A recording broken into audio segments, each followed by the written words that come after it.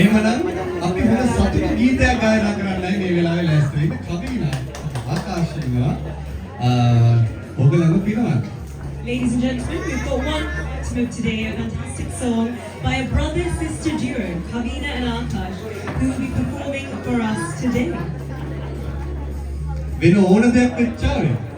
අහස කඩාගෙන වැටුණාවේ. ගණන් ගන්න එපා. ඒක සුන්නියු දේවල්. අපි හැමදාම hina වෙලා සතුටෙන් ජීවත් වෙන්න ඕනේ. විදිය සිංහෙන් අපිට ආමන්ත්‍රණය කරන්න අපි ආදරෙන් ආරාධනා කරනවා. එන්න කවිනා සහ ආකාශ දෙන්නම අප්‍රසන්නද?